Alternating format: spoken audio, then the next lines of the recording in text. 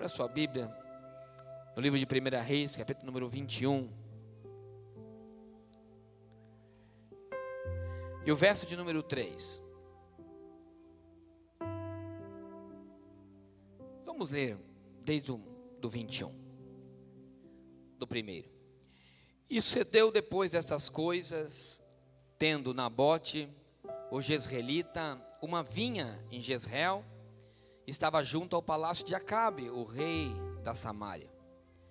E Acabe falou a Nabote, dizendo: dá-me a tua vinha, para que me sirva de horta, pois está vizinha ao pé da minha casa, e eu te darei por ela outra vinha, melhor do que ela, ou se parece bem aos teus olhos, dar-te-ei a sua valia em dinheiro. Porém Nabote disse a Acabe: guarda-me, Senhor, do que eu te dê a herança de meus pais. Eu quero ler mais uma vez esse versículo, e que você ia ler comigo. Porém Nabote disse, repita, porém Nabote disse: guarda-me, ó Senhor, de que eu dê a herança de meus pais. A herança. Isso, repete mais uma vez, a herança dos meus pais.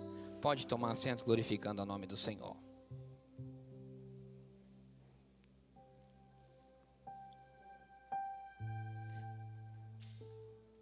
O Senhor me fez lembrar dessa passagem nessa manhã, quando eu assisti um programa rural, tomando chimarrão bem cedo, porque eu vi uma raiz de uma planta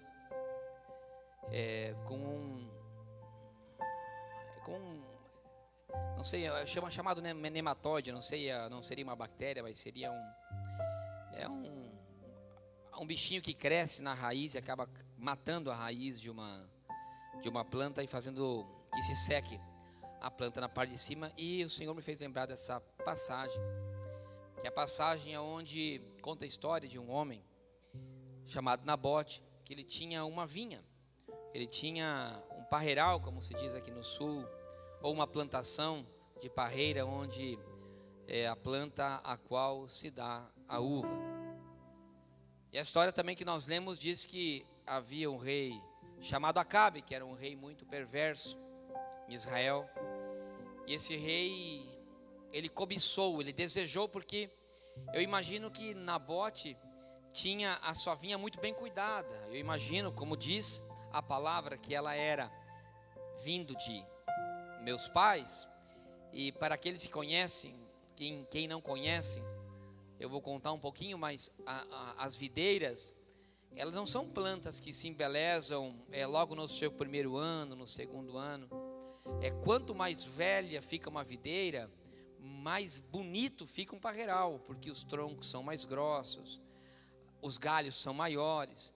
Na época em que saem as folhas, elas são muito bonitas, muito mais verde do que uma plantação de uma videira nova, de um parreiral novo, né? Então eu imagino que Acabe, ele olhava para o lado da sua janela e via as videiras de Nabote e começou a cobiçar. Ele queria aquilo para ele. E não só isso, interessante é que ele dizia que ele queria arrancar a videira e transformar numa horta para a casa dele. Não queria aquela videira. Então é evidente que ele desejava aquilo que tinha sido uma herança que Nabote tinha recebido dos seus pais. Para entender um pouco essa palavra, é muito tremendo entender o que significava uma videira, o que significava uma vinha para Nabote, o que significava não somente para Nabote, mas sim para o que ele era. Ele era um israelita, ele era um judeu, e a vinha tinha um significado não somente na fruta a qual ela dava, de ser uma fruta muito bonita, uma fruta muito boa, de ser uma videira de muitos anos, que produzia muito, e muito bem cuidada, com certeza era muito bem cuidada por Nabote essa videira, mas sim pelo significado que ela tinha. E tudo isso começa com Noé, porque Noé, quando a terra é inundada, diz o livro de Gênesis, que quando Noé, ele pisa no chão, a primeira coisa que ele faz, ele planta uma videira. E aquela videira dá muitos frutos. Isso diz o livro de Gênesis, na sua história, na passagem de Noé. Então a videira, ela já vinha fazendo parte da tradição do povo de Israel. E aquilo já tinha um significado. De algo que era uma terra amaldiçoada, destruída pela água.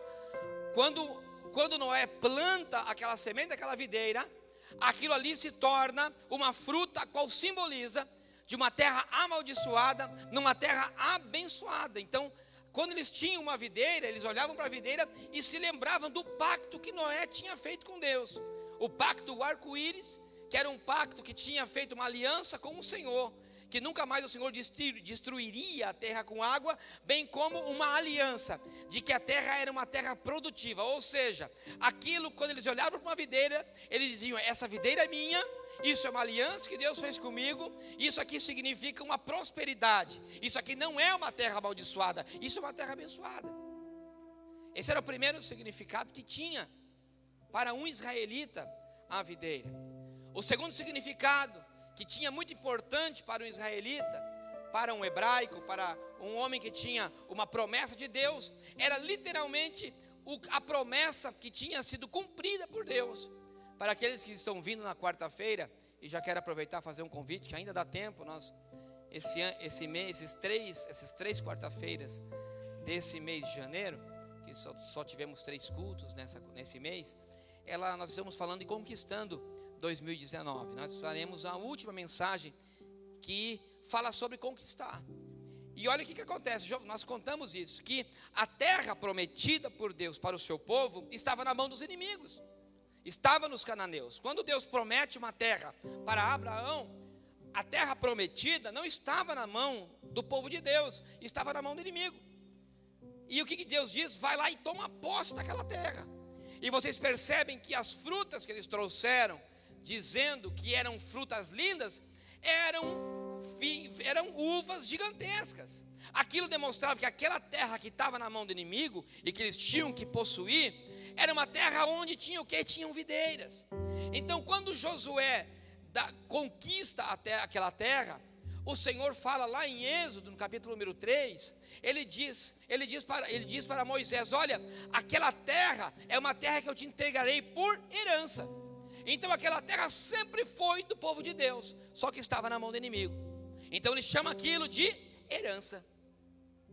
E aquilo tem um significado muito forte. Quando Josué entra, possui a terra, e ali existia uma produção de vinha, uma vinha, ele estava fazendo um outro pacto, dizendo: eu estou te entregando uma herança. Era um pacto com Deus. Você percebe que o primeiro pacto que ele faz com Adão em cima de uma vinha, ele está dizendo: eu estou te entregando uma terra abençoada, não maldita. Ou seja, essa terra, a terra que você pisa, o mundo físico a qual você está, o lugar aonde você vive. E eu achei muito tremendo, porque o pastor Sérgio, ele começou a fazer um louvor, e na sua última ministração de altar, ele falava: olha, faça um altar na tua casa. Ou seja, a terra onde você vive. E por isso que, com essa tristeza que eu estava dessas pessoas perdendo as suas casas, o Senhor trabalhou muito comigo nessa palavra, nessa manhã. Por quê? Porque eu fico imaginando a nossa casa, aonde nós moramos, por mais que seja alugada ou seja a sua, e mais aqueles que realmente têm a sua casa, a sua família, é algo que Deus entregou na sua mão. Aquilo é seu, aquilo ali é uma terra abençoada. A tua casa é uma casa abençoada, a tua família é uma família abençoada. Escuta, quando Josué toma a terra e a promessa que estava em Abraão é entregue, Josué divide a terra, toda aquela terra abençoada, toda aquela promessa que Deus tinha feito. Josué entra, toma posse. Nós falamos isso, nós abençoamos vocês aqui na última quarta-feira, para você tomar posse daquilo que você quer, daquilo que é teu nesse ano. Quando Josué toma posse daquilo e reparte a terra por herança, porque Deus tinha prometido para Abraão e para toda a sua descendência, que Deus entregaria, e Josué cumpre. Ele entrega um pedacinho da terra prometida para cada uma das famílias de Israel. Cada uma recebeu, Fábio, a sua porção. Cada uma recebeu a sua parte. Cada família pisou e disse: essa terra a qual eu estou pisando, foi Deus que me deu. Não foi Josué. Não foi o homem que me entregou. Eu não sei se vocês estão conseguindo entender. O que eu estou querendo dizer é que o que Deus entregou na sua mão não foi o homem. O que Deus entregou na sua mão foi algo, um presente dele, é uma herança. A sua vida é uma herança. A sua esposa, os seus filhos, é uma herança. O teu trabalho é uma herança. O seu carro foi Deus que te deu. É uma herança. Aquilo ali não tem preço, aquilo ali tem valor. São coisas diferentes. Então, quando Josué entrega aquela porção da terra, isso vai vindo de geração em geração, porque diz que o pai, ele tinha que dar para os seus filhos. E Deus diz mais para o Josué: quando você possuir a terra, que é o que nós vamos falar um pouco nessa quarta-feira, ele diz: quando vocês entrarem lá, vocês arrancam tudo, arranca tudo que o inimigo tinha deixado, não deixam nada. E nós vimos na quarta-feira que antes de eles entrarem na terra, eles tiveram que se santificar. Para eles terem a sua herança, eles tiveram que santificar, eles tiveram que pagar um preço para receber diante de Deus. Eles recebem, santificam, e Deus diz: limpa tudo, não deixa nada que pertencia ao inimigo naquele lugar. Escute, o que Deus está dizendo, que para cultivar as coisas de Deus, para que aquilo que você recebe realmente seja um lugar santificado, nós temos que tirar tudo que não pertence ao Senhor. Então, quando Nabote recebe aquela vinha como herança, ele sabia o preço que os seus pais tinham pago. Ele sabia o preço que aquilo tinha custado. Que aquilo ali, por mais que tinha sido Deus que tinha dado, ali existia um esforço em cima daquilo. Quando ele olhava para aquelas videiras de 100 anos, 200 anos, quem sabe, ele estava dizendo: aqui em cima dessa vinha, há um esforço, foi cultivado. Ela foi cuidada com as mãos. Ela foi podada. Ela foi adubada a terra, para que ela pudesse dar fruto. Então, quando Acabe, o inimigo, quer tomar aquilo que Deus deu, ele não ganhou. Ele diz: é a minha herança. Ele não está dizendo: eu quero comprar algo. Não, ele está dizendo: eu quero a tua vinha. Escute, eu quero lhe dizer uma coisa. O que o inimigo mais quer é roubar a tua herança. O que o inimigo mais quer é roubar o que Deus te deu. O que o inimigo tem feito nesses últimos dias não é roubar terra, roubar carro, destruir casa. Ele está destruindo valores. Eles têm destruído o esforço de milhares de anos.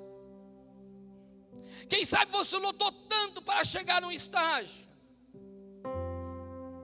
Você lutou tanto para cultivar o teu casamento.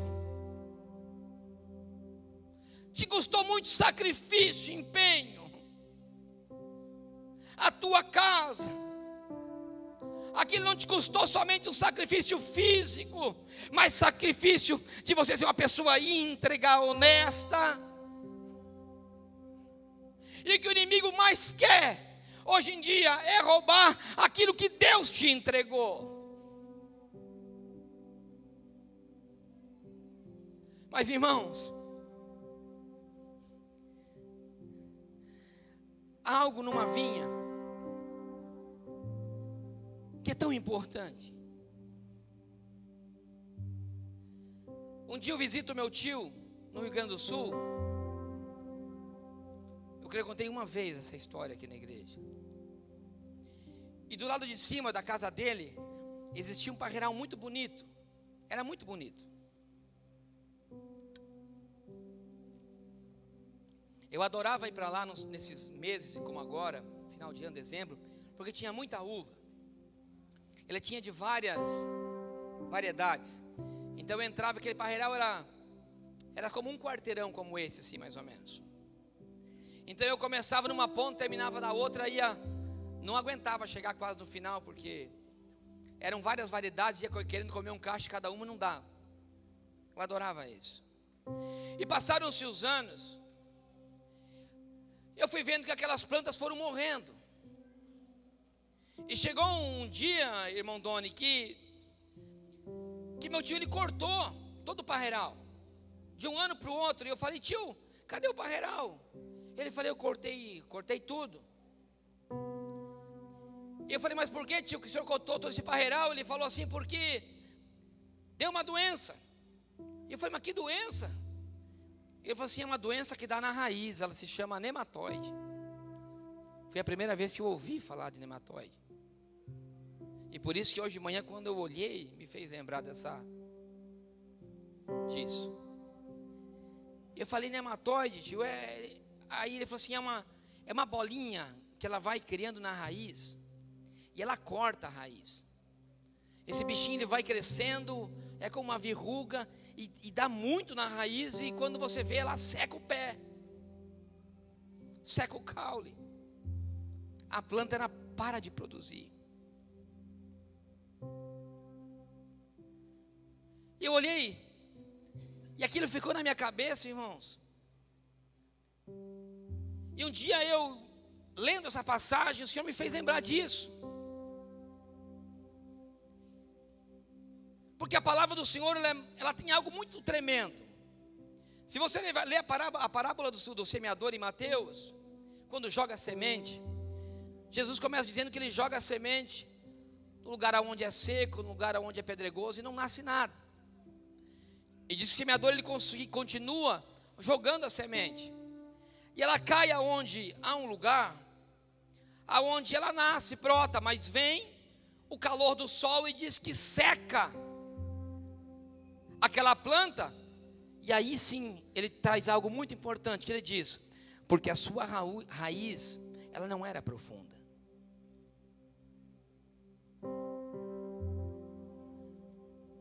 O Salmo 1, no verso número 3, a Bíblia diz que nós somos como as árvores plantadas junto ao ribeiro de águas, que se enraiza, algumas traduções diz, e que dá a sua fruta no tempo próprio.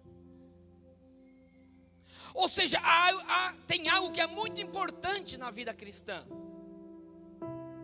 é que uma pessoa, ela tenha raiz. A Bíblia diz, muitas passagens, peguei só duas. Se a minha raiz não for uma raiz firme, assim como diz o Salmo, plantada junto a um ribeiro onde há água, se ela não for uma raiz profunda, assim como diz a parábola do semeador, o Senhor Jesus, eu não serei uma pessoa firme. E hoje nós vemos uma geração de pessoas que não criam raízes, missionária Cecília. E o que eu tenho visto são crentes que têm deixado as suas raízes enfermas. E tem crentes que inclusive tinham raízes profundas e que deixaram nematóides da vida arrancar e cortar a sua raiz.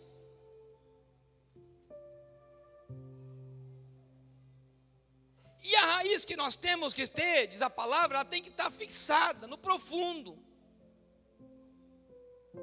E o que eu mais vejo hoje é irmão que não cria raiz, não consegue se firmar em igreja nenhuma. O que eu mais vejo hoje é crente que não consegue se firmar em trabalho nenhum. não cria raiz em lugar nenhum. O que eu tenho visto hoje também é muitos homens e mulheres, a qual não conseguem se firmar num relacionamento hoje dentro da igreja. É um troca-troca de casal que eu nunca vi coisa igual.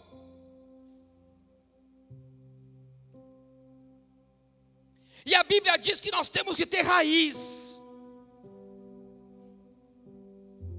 A Bíblia diz que a nossa saúde, que a saúde da planta, para ela produzir, ela está na raiz.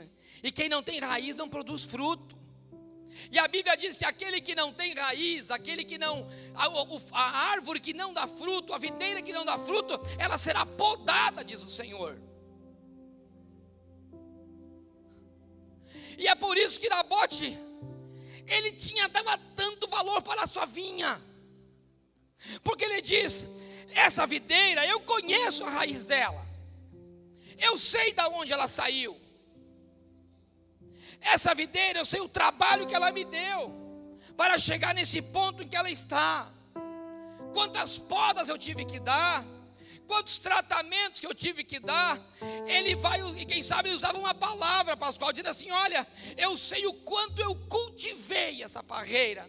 Agora, para que esse camarada, que não tem compromisso com Deus, esse filho de Belial, esse Satanás, vai querer tomar aquilo que me custou tão caro, que me deu tanto trabalho, que eu tenho de herança, que eu trouxe dos meus pais, que foi dado por Deus. Escute, eu quero dizer uma coisa, meu querido e minha querida, minha irmã, e que aqueles que me ouvem, se você é uma pessoa a qual se encaixa nessa palavra, eu quero dizer, a sua casa é a sua vinha, o seu trabalho é a sua vinha, a sua vida cristã é a sua vinha.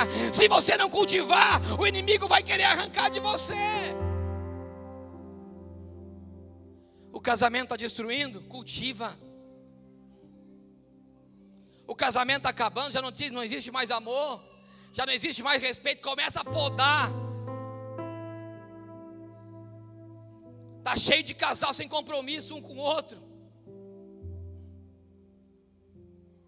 Tem coisa que é inaceitável, irmãos, não tem coisa que não dá para entender.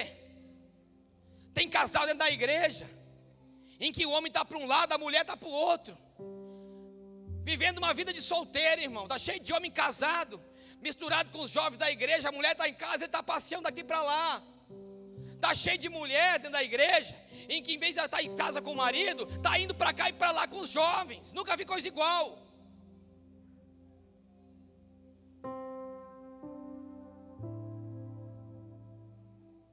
Tem que cultivar o casamento, tem que cultivar o relacionamento com os filhos. Está cheio de homem e mulher fazendo a obra, mas em casa já era, meu amigo. Os filhos estão lá, quase não conhecem nem o pai e a mãe, fazendo a obra, muito com desculpa, para não estar em casa, porque não quer ajudar a cuidar de filho. Bota no mundo, mas é irresponsável. Sabe por quê? Porque o problema, meu irmão e minha irmã, estão hoje nos valores. Nós perdemos os valores.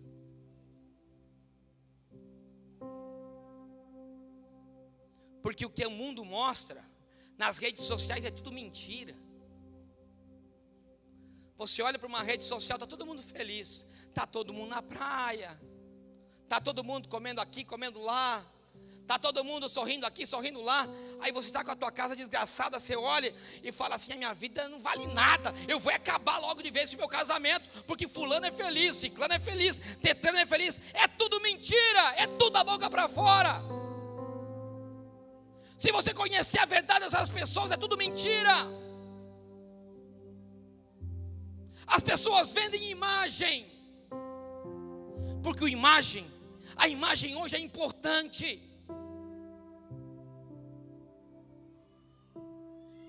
A pessoa não posta a conta que está devendo, contraiu, comprou um carro para aparecer e não consegue pagar a conta, que ele não posta. Não posta as ligações, o cobrador na porta da casa não posta. Ah, mas do carrão posta. Sabe por quê, irmão? Porque o caráter dos cristãos está indo pelo ralo. Sabe por quê? Porque tem vendido a sua vinha. Tem vendido a sua vinha para as coisas ali de fora. O Acabe tem conseguido comprar a vinha de muitos dentro da igreja, e eles não estão percebendo. Porque ele diz: eu vou te dar uma vinha melhor. Nabote, troca a tua vinha, eu vou te dar uma que produz mais. Sabe por quê? Você olha sempre o casamento do outro é melhor que o teu. Sempre o emprego do outro é melhor que o teu. Sempre as amizades do outro é melhor que a tua. É tudo mentira.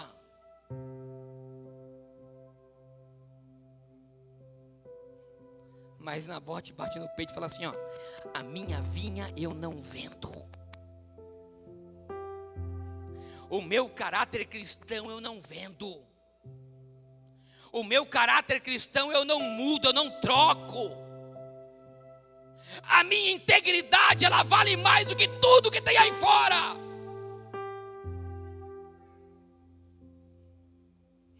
Ele diz: eu morro, mas eu não saio daqui. Era isso que os primeiros cristãos faziam. Morriam, missionária Cecília, pelo evangelho. Eram apedrejados em praças públicas pelo nome de Jesus.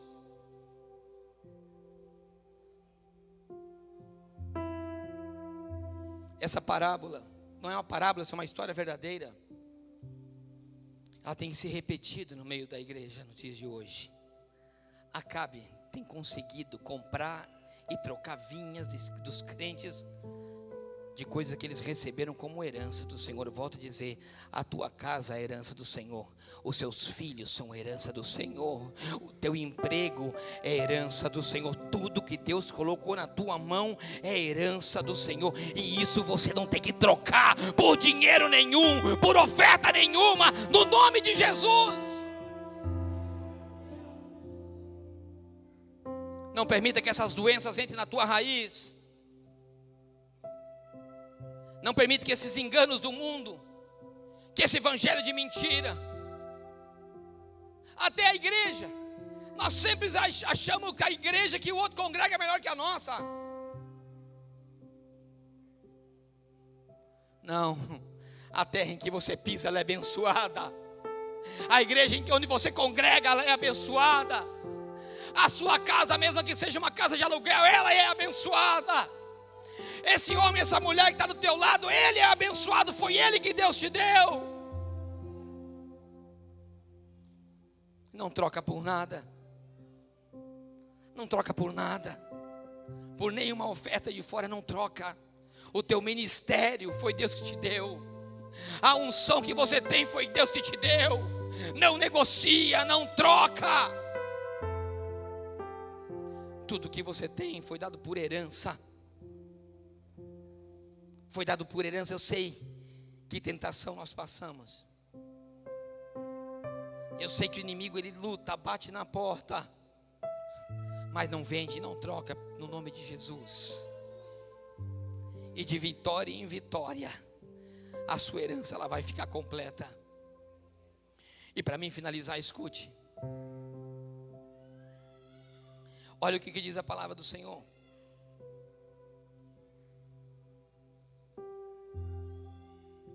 No livro de Romanos,